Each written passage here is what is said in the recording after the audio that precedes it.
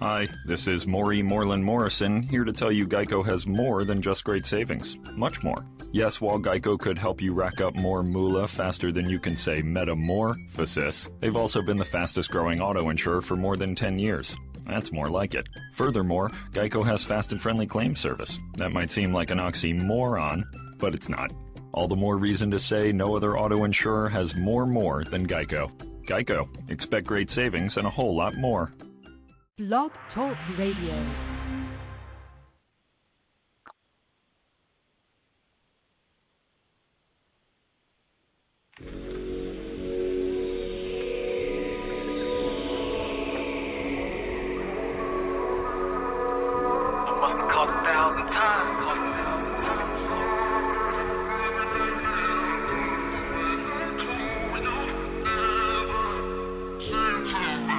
I'm unapologetic.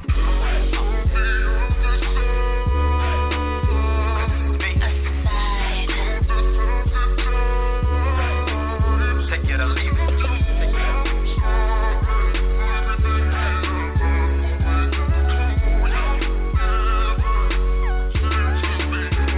I can tell you I'm sorry, I don't know how many times the fire that reside has been buried under lies. Hedonistic nature, but it's only one-sided. Difference of opinion leads to others to confide in. Leaving in my wake, broken hearts and shattered dreams. Never the intention, cause I know that feeling means.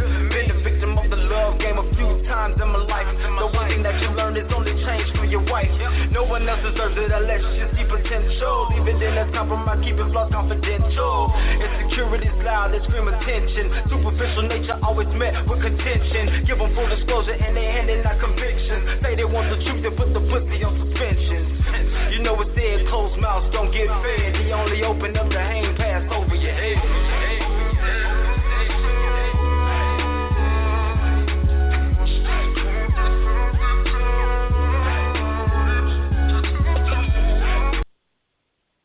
Yo, what's up, everybody? This is Starrdom100, and we are back at it for the new year. This is your girl, Starr Davis, and we want to welcome on for the new year, the 2017, our new co-host, Ike Morgan, all the way from Florida. Say what's up, Ike. Yeah, what's up, peoples? It's your boy, Ike. Okay, and tonight we got a special guest all the way from my hometown, Mobile, Alabama. Bama, stand up. We got Eterniti on air, and you just got through listening to a sample of his song, Unapologetic. So, Eterniti, speak to the people. Yo, what's good, people? This is the heavenly orchestrated, never duplicated lyrical symphony known as the Eternal One, Eterniti. What's going on, Starr? What's up? I'm so happy that we were able to do this and get you out on the show. I'm excited. You've been doing this for like a long time. I've been following a lot of your music, and you do your poetry thing too. So that's what's up. So real quick for everybody. Oh yeah, most of. Real quick before we get into it, tell everybody who is Eterniti. Like, where did your name come from? Eterniti is basically a representation of my passion. The literal definition for eternity is time without end or infinity. You know what I mean? So when I first started doing this, my whole goal was to make music that I want you to be able to play my music 20 years from now and reminisce on, where you were in the moment that you heard the music. I mean, you think about people like Michael Jackson, you think about Prince. Like, their legacies will never die because their music will live on forever. So I want to leave an impact like that, and I had to choose a name that was going to be suited to leave that type of impact. So that's where I'm at. That's definitely dope. Like how you highlighted about your name, music that lasts forever. And there's so many out here, and we'll get into that topic. There's so many artists out here that seem to make music just for the moment. But I like that you have a mission to do something that everybody's going to be able to play for years to come. So that's really dope. I appreciate it. Ike, did you have something to say? Yeah, so I was checking out your Instagram, man, and it looks like you are a spoken word artist. So how did that lead you into the music game? Honestly, the two kind of go hand in hand. hip hop is just a personification of spoken word over beat.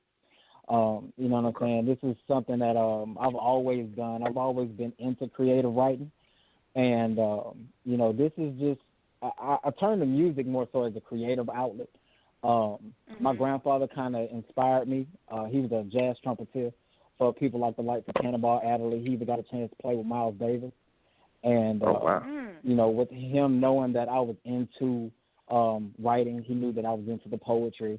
And I had just kind of started to do a little rapping. He just basically told me if I was going to do something, you know, make sure that I never gave up on it. So the two kind of went hand in hand. And with the spoken word, there's only so much that you can convey. I think there are certain subject matters that while they can go for both, you kind of have to stick, you know, portion of it in the spoken word genre and then a portion of it in the music. So that's how I balance the two. That makes sense. Okay. So, Eterniti, when listening to your music, like, how does your music define you? Like, if that makes sense, how does your music define you? Yeah, I mean, it does. Oddly enough, I guess it depends on where I'm at in my life. I kind of always make music that reflects wherever my mind is at the moment. So it's hard to say, you know, it's hard to pick just one definition. But I like to switch it up. I mean, I can do everything from a repetitive pattern and flow fast to making really intimate music, or to make, you know, Bobby Head type records, just like the unapologetic record that you let the people hear in the beginning. I mean, and honestly, I feel like life is like that too. You know, in life things happen. Things go great. Yeah. Sometimes things go south, but either way you kind of have to adjust and adapt to your environment. So either it's like you adjust and you adapt, or either you crumble and you fall. And so I adjust and I adapt to, at least I attempt to, adjust and adapt to any type of style, any type of flow, so on and so forth. So, yeah. Okay. Yeah, I was checking out your video to your single that you're pushing right now, and I've noticed you have like real meaningful lyrics. Like you talk about really speaking the truth, getting it out there to the masses. It seems like. So with that said, what do you want your fans to really get from your music?